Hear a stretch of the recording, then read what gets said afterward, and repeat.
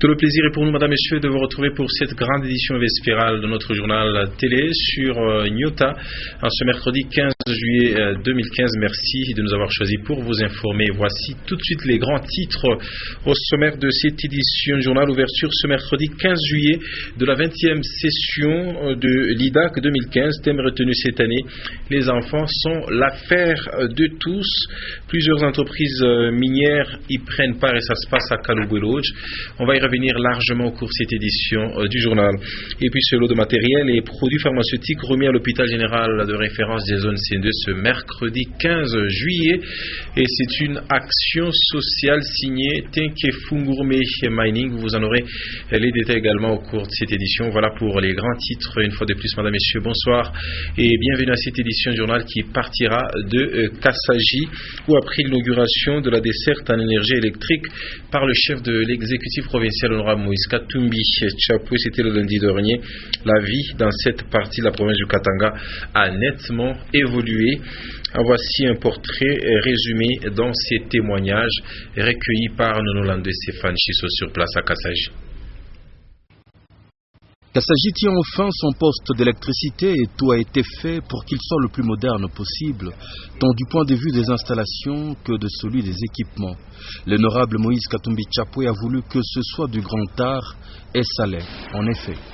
Après son geste historique qui inaugurait enfin la desserte en électricité dans cette partie de la province, quelques heures plus tard, la nuit venue, les habituelles sinistres et obscures avenues de Kassaji s'illuminaient enfin de leur tout premier éclat de lumière, dans les maisons comme sur la place publique, les commerces restant ouverts jusqu'à des heures tardives, chez le coiffeur comme chez les meuniers. Ici, il est question de profiter de l'énergie et de booster les chiffres d'affaires. Même des maisons en paille ne dérogent pas à la règle. La lumière est présente et éclaire. Du coup, les activités commerciales se ravivent et les appareils électroménagers longtemps cachés peuvent à nouveau servir. Les congélateurs sont du coup bondés et les provisions prennent enfin une glace jamais connue auparavant. La cité se dote de nouvelles vibrations qui viennent soit du soudeur ou du chaudronnier. Les petits kiosques répondent aussi présents au rendez-vous de la lumière. Et les ambianceurs, en coulant leur peau, ont l'œil ouvert sur un match à la télévision. Cette heureuse dame peut enfin garder monsieur à la maison en lui coulant une bière bien tapée. Ils sont tous fiers de leur gouverneur, l'honorable Moïse Katumbi Chapwe, un nom désormais incontournable chaque fois où des gens sérieux devraient parler de modernité.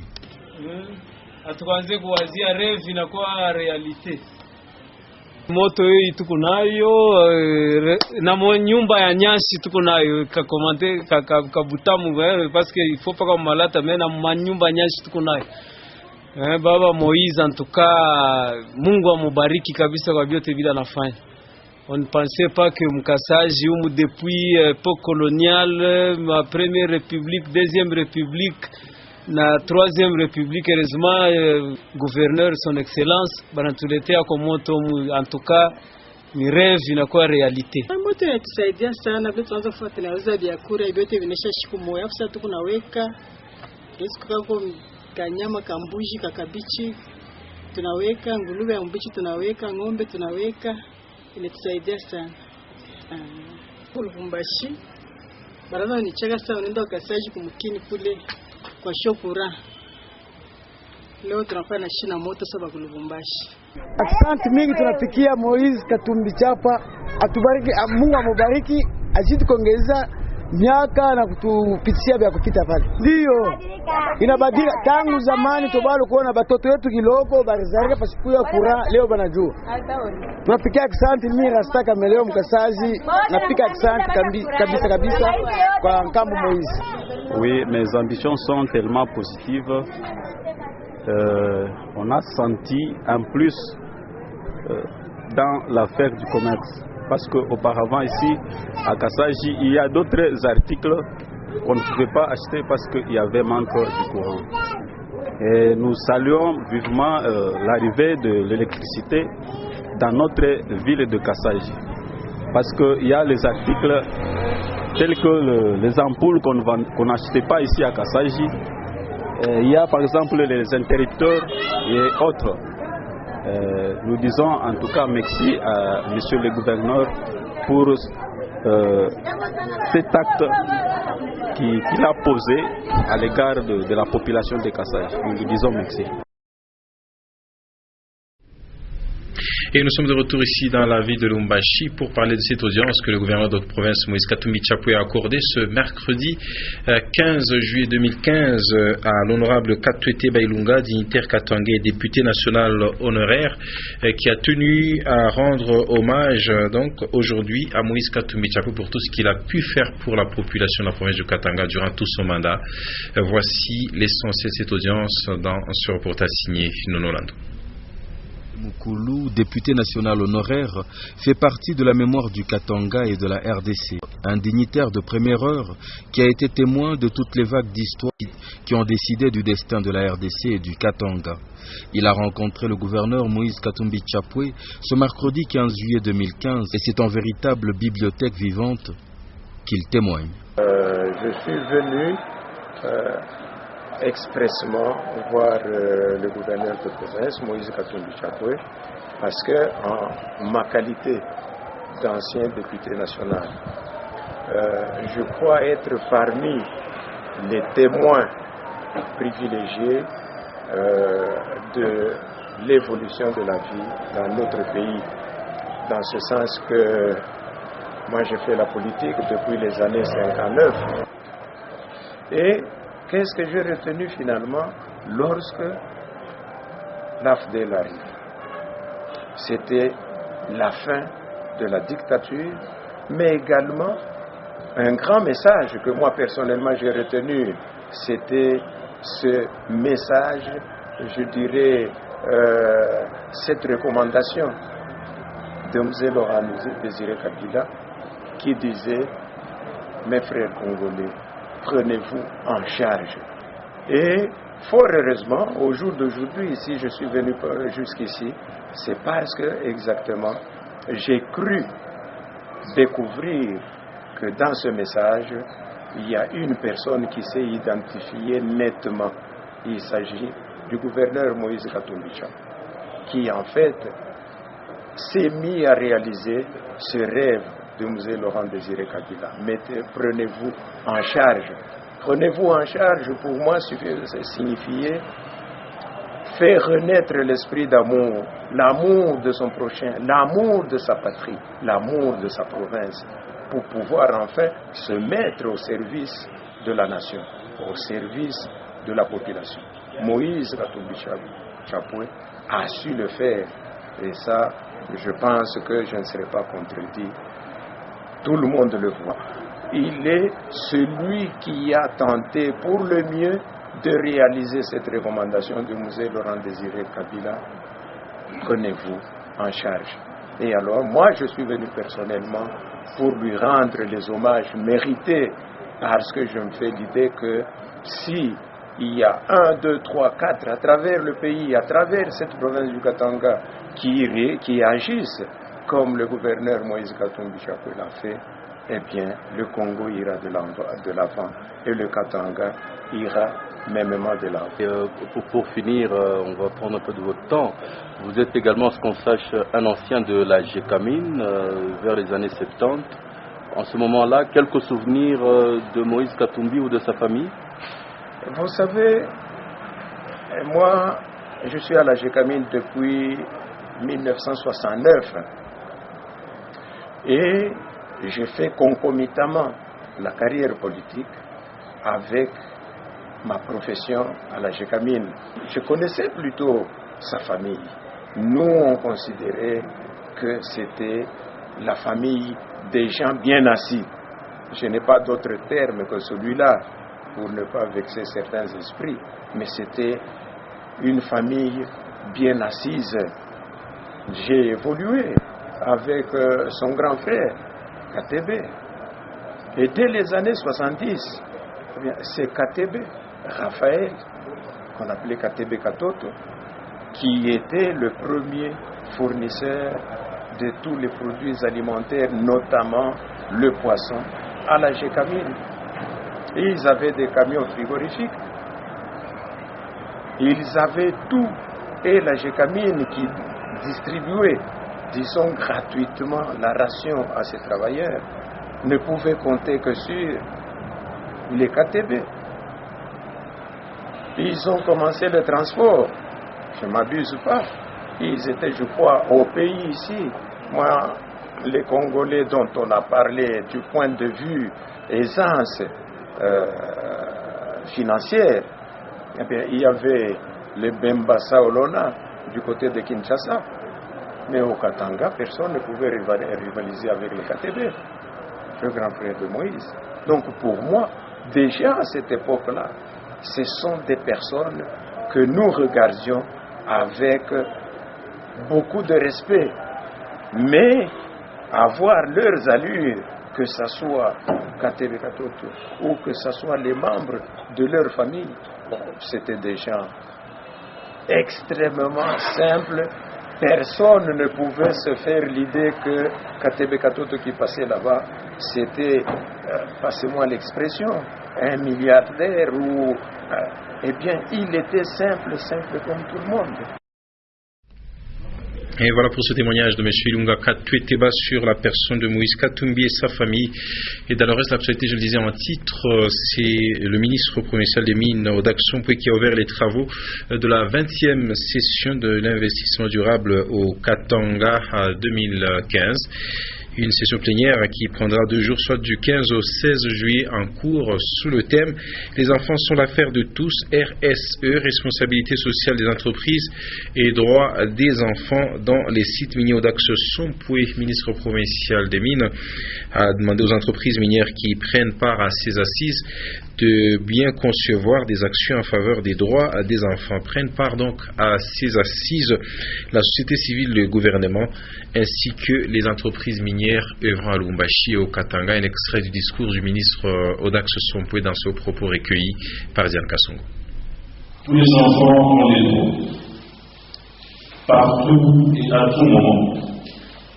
Et tous ces droits ont une importance égale et sont étroitement liés. Cependant, comment pouvons-nous d'une part associer ces droits des enfants à la responsabilité sociétale et environnementale des entreprises minières et d'autre part parvenir à tirer des dividendes d'une telle association des concepts à l'avantage des enfants?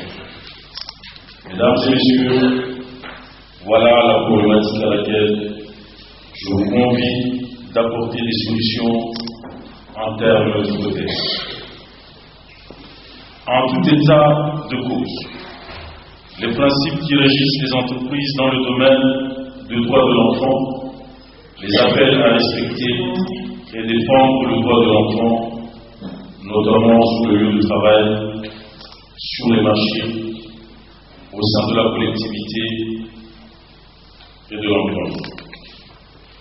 Et donc, toute entreprise devrait concevoir un ensemble d'actions de nature à remédier aux répercussions négatives de ces activités sur les droits de l'enfant. Et il faut aussi dire que l'entreprise Tenke Fungurume Mining, qui prend part à ces assises, a déjà posé plusieurs actions en faveur des enfants dans son milieu, en rapport avec l'éducation bien sûr, et toutes ces réalisations ont été étalées à son exposition faite ce 15 juillet à la 20e session de l'IDAC, où plusieurs invités étaient également de la partie, nous dit Diane Kassongo dans ce reportage.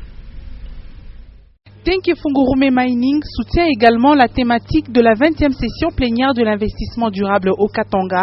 Les enfants sont l'affaire de tous, responsabilité sociale des entreprises et droits des enfants dans les sites miniers.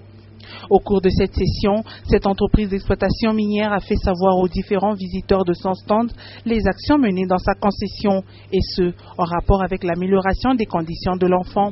Nous sensibilisons les parents pour plus d'inscriptions dans les écoles qui sont un peu disséminées dans toute la concession. C'est-à-dire nous allons dans les 4 points de notre concession pour donner aux enfants un bon accès à l'éducation et améliorer aussi la qualité de l'enseignement. Hormis l'accès des enfants à l'éducation et à la qualité de l'enseignement, TFM appuie également le programme de vaccination et lutte contre le paludisme dans les aires de santé de Fungurume. TFM a signé un protocole d'accord avec le ministère de la Santé depuis 2009. Ce protocole d'accord vise à revitaliser, appuyer les secteurs de santé. Au regard de ce protocole, TFM s'est engagé à améliorer les infrastructures sanitaires. Quelques participants ont salué l'apport de Tenke Fungurume Mining dans l'amélioration d'un environnement stable pour l'enfant. Ils sont en train d'œuvrer dans la société et pour aider les communautés à se prendre en charge. Là, nous venons de voir qu'ils sont en train d'encadrer même les enfants qui étudient et qu'ils envoient même ces enfants dans des écoles comme Mutoshi avec leur propre bourse. TFM a déjà construit plus de 10 écoles dans sa concession. Elle assiste également les enseignants avec des primes. Et on va rester un moment dans les sillages de IDAC 2015 pour dire que c'est en vue de permettre le développement économique des communautés de sa concession que MMG Kinsevere intervient régulièrement dans l'éducation des enfants dans son milieu d'exploitation. Les participants à cette session de l'IDAC qui se tient à Kalouelo, il faut le rappeler, ont bénéficié de beaucoup d'explications sur les responsabilités sociales de MMG Kinsevere. C'est encore une fois de plus un reportage signé Diane Kassongo-Nyota. Implanté à plus ou moins 30 km du centre-ville de Lubumbashi, MMG passe à une vitesse supérieure dans l'amélioration des conditions de l'enfant. Il a fait savoir au cours de cette 20e session plénière de l'IDAC. Michel Santos, directeur en charge du développement social de MMG, a également expliqué les actions de son entreprise en ce qui concerne les responsabilités sociales des entreprises minières. Nous avons voulu présenter notre secteur d'éducation et toutes les initiatives qui sont prises en faveur de l'enfant. La construction des écoles, Kinsevere a construit déjà 6 écoles autour de la mine de Kinsevere, contribuer à la prime des enseignants. Nous sommes aussi beaucoup investis avec la construction de 2 stades de football et beaucoup de promotions sur l'activité sportive et récréative pour la jeunesse. En tout autre domaine, c'est la santé qui protège l'enfant et la mère enceinte. Un programme de malaria, un programme de VIH, SIDA et un programme de vaccination élargi. Les enfants, on va vers des bourses scolaires, pas seulement au niveau des humanités, pas seulement au niveau des écoles de métiers, on veut aller plus loin au niveau de l'université. La 20e session de l'IDAC est une interpellation des entreprises minières sur l'encadrement des enfants. Et MMG, conscient de cela, promet dans l'avenir de renforcer la promotion des droits de l'enfant, qui représente non seulement un développement économique, mais aussi l'épanouissement des communautés autour de sa mine. Et on revient à présent sur l'entreprise Tenke Fungurume Mining qui vient de voler au secours du centre des grands brûlés de l'hôpital général de référence Jason Sindwe. Un lot de matériel et produits pharmaceutiques est mis à la disposition donc des patients de ce centre des grands brûlés de Sindwe. Une remise suivie d'une visite guidée dans ce centre, comme le dit Ejechala dans ce commentaire.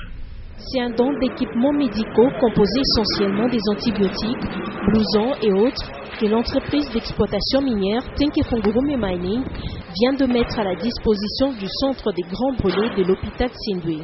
La remise symbolique est intervenue ce mercredi 15 juillet après les mots du représentant des TFM. Un membre actif et productif au sein de la communauté dans laquelle elle opère, Tenke Fungurume Mining, entreprise de classe mondiale qui produit le cuivre et le cobalt, considère les secteurs de la santé comme priorité pour le développement de la nation.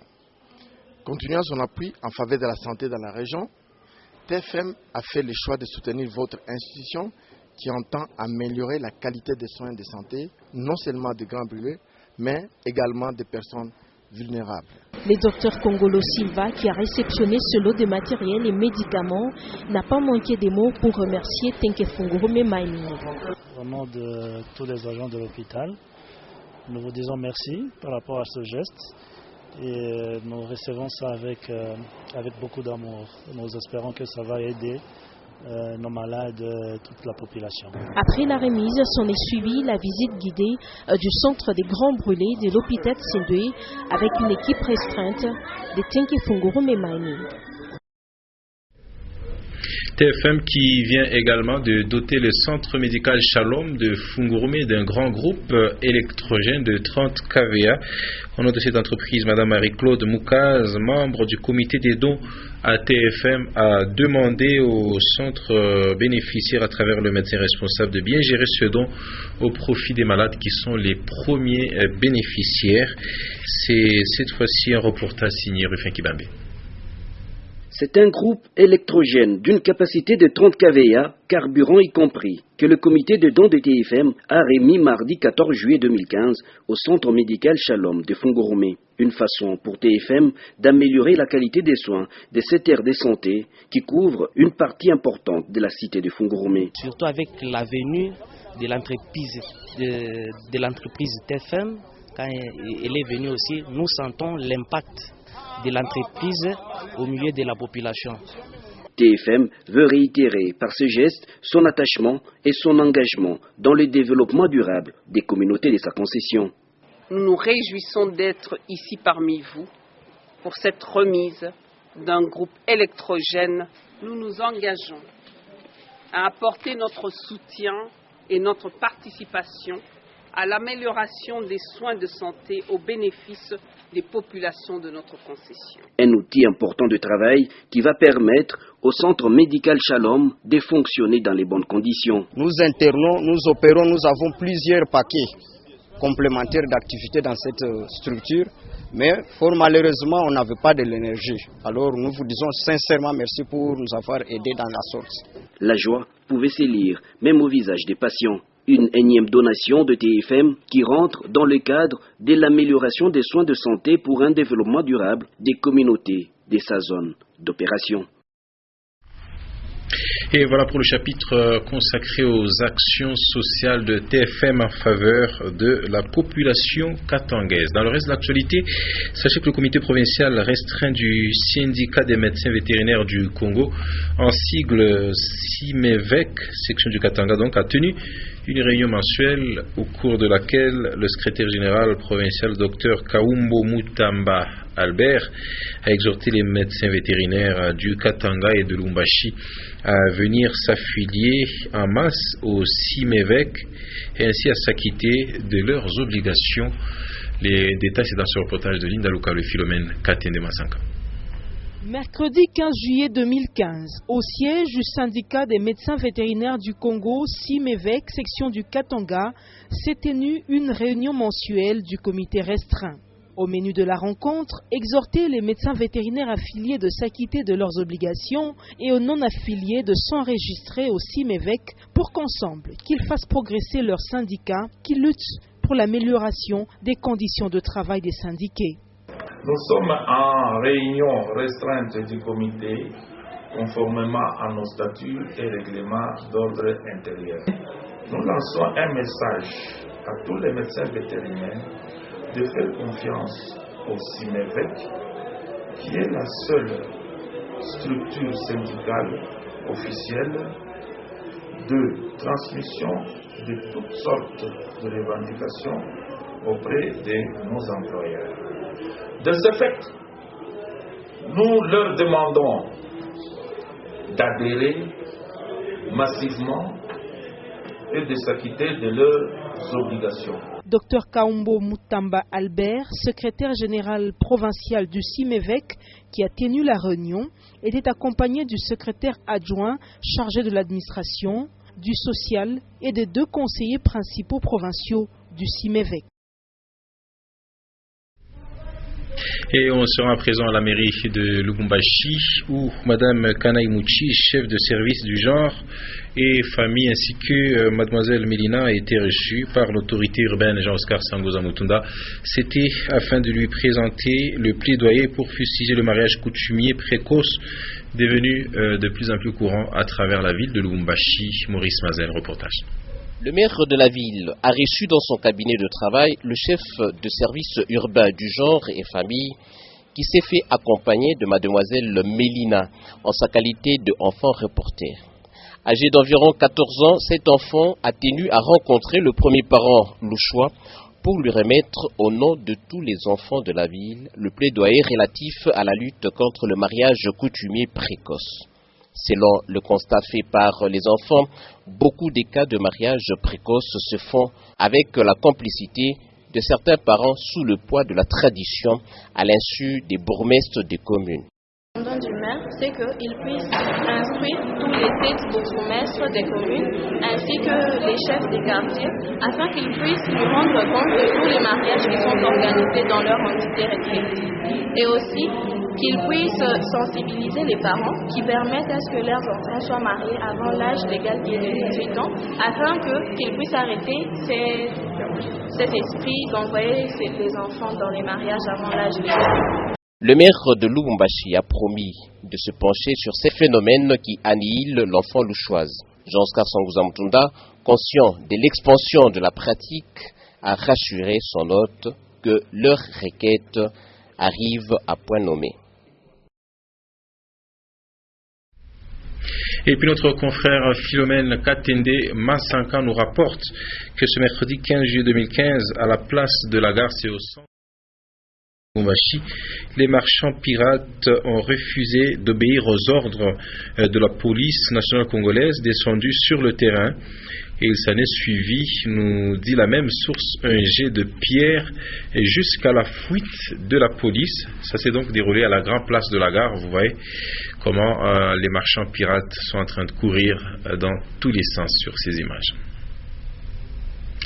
Et voilà la suite de cette édition du journal. Pour cette fois-ci, se rend dans les quartiers périphériques de Lubumbashi, où les habitants, surtout ceux des quartiers périphériques de la capitale, préfèrent se plaindre de plusieurs cas de vol et insécurité y enregistrés au quotidien. Et cette situation nécessite une bonne réflexion pour ainsi arrêter cette hémorragie. Il convient alors de dire qu'une grande responsabilité revient à la police nationale congolaise censée protéger la population et c'est bien. Cependant, cette population doit aussi collaborer avec la police pour mettre hors d'état de nuire certains compatriotes mal intentionnés. Edouard Kankou nous le dit dans cette réflexion. Plusieurs quartiers de Lubumbashi sont en proie de l'insécurité et il ne se passe pas 48 heures sans qu'on déplore le cas de vol à main armée. Cette recrudescence de l'insécurité nécessite une profonde analyse pour en dégager les responsabilités et envisager des pistes de solutions. Le dernier cas en date du 14 juillet enregistré au quartier Naviundu démontre que les inciviques qui opèrent et sèment la terreur sont des bandes bien organisées qui constituent un réseau important à démanteler.